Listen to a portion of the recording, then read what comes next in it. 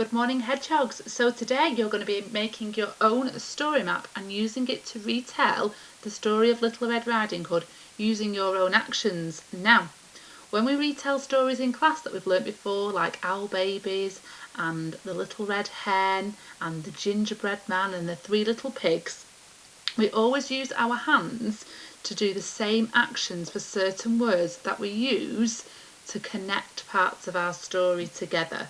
So I've put some of the words that we use on the screen and we're going to see if we can remember the actions for them. So when we've done them, I'll put them into red, I think. So, once upon a time. Can you show somebody at home how you do the action for once upon a time? If you remember, you put your hands together as if you're going to say a prayer and then you open them up like you're opening up a book for once upon a time. The next one, early one morning. So early one morning, can you remember the action for that? We put one hand up into the air above our heads and we close our fist as if we're a sun, and then we open our hand to shine the sun down for early one morning. And then so for so we put two hands in front of us with our palms facing up towards the sky for so. But, so the action for but, if you remember, you put two fingers, so two Peter pointers together and point them down towards your feet. The Peter pointers down towards your feet for but.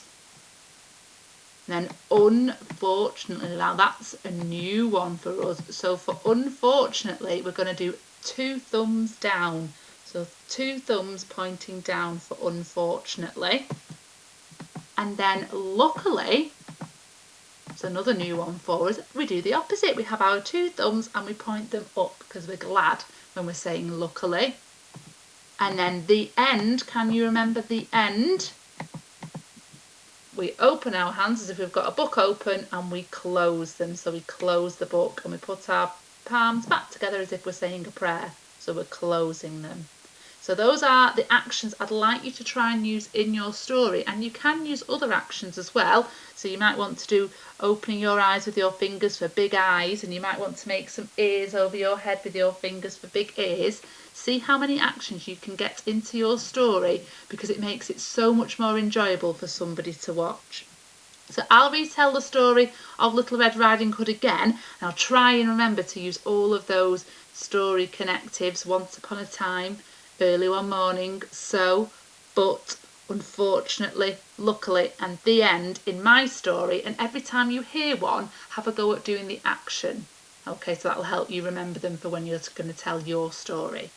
So, Little Red Riding Hood. Once upon a time, there was a girl called Little Red Riding Hood who lived with her mother in a cosy warm cottage. Early one morning, her mother asked her to take a basket of food to her poorly grandmother. But her mother warned her not to talk to any strangers. So she walked and she walked and she walked through the forest towards Grandma's house. In the forest she met a woodcutter who asked her where she was going.